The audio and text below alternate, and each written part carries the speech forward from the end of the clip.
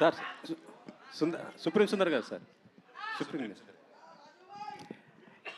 Animal లాంటి movie చేశారు, ఇప్పుడు స్పిరిట్ కూడా చేస్తున్నారు. ఆ రెండు చూస్తే యాక్షన్ ఓరియంట్తో ఉన్నటువంటిది. ఇందులో డేవిడ్ రెడ్డిగా మన మనోజ్ గారిని ఏ విధంగా చూపించబోతున్నారు సార్? சார் இதுவும் பிக்கஸ்ட் ஆக்ஷனாக இருக்கும் சார். ஒரு ஃபுல்லாக எக்ஸ்பெக்டேஷன் இது ஃபுல்ஃபில் ஆகும் sir. Thank you sir. So ఆయన కూడా ఒక మంచి ఫైట్ మాస్టర్ కదా, మరి ఆయన వాడుకున్నారా దీంట్లో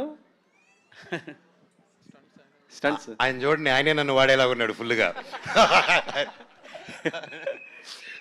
సో సార్, సింపుల్గా చెప్పాలంటే ఇది 95 days షెడ్యూల్ సినిమా అంటే ఆయన 60 days డేట్స్ తీసుకొని 60 days ఓన్లీ యాక్షన్ పెట్టుకుని ఉన్నాడు సార్ ఈయన.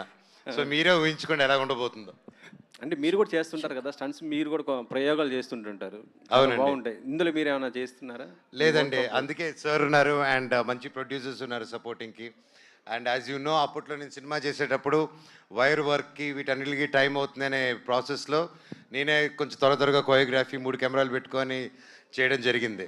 సో అండ్ ఇప్పుడు దేవుడి దయ వల్ల బడ్జెట్స్, మంచి టెక్నీషియన్స్, ఇంత స్ట్రాంగ్ టీమ్ ఉన్న దానివల్ల ఐ డోంట్ థింక్ నేను ఆ ఎక్స్ట్రా ఎఫర్ట్స్ పెట్టక్కర్లేదు.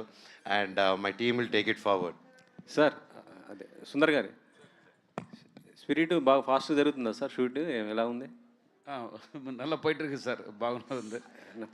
ప్రభాస్ గారి లుక్ ఎలా ఉండబోతుంది ఏంటి? Nice sir, nice sir, nice. Okay. Hanumareddy garu sir. Venkatareddy garu sir, first వెంచరే పాన్ ఇండియా చేస్తున్నారు, ఎంత బడ్జెట్ పెట్టారు ఏంటి కదా? 2 questions ఉన్నాయండి. Pan India and budget, right? అవును. పాన్ ఇండియా స్టోరీ బేస్గా pan India already Manchu Manoj garu మిరాయితో పాన్ ఇండియా స్టార్ అయిపోయారు already. So which is a big advantage for our film actually.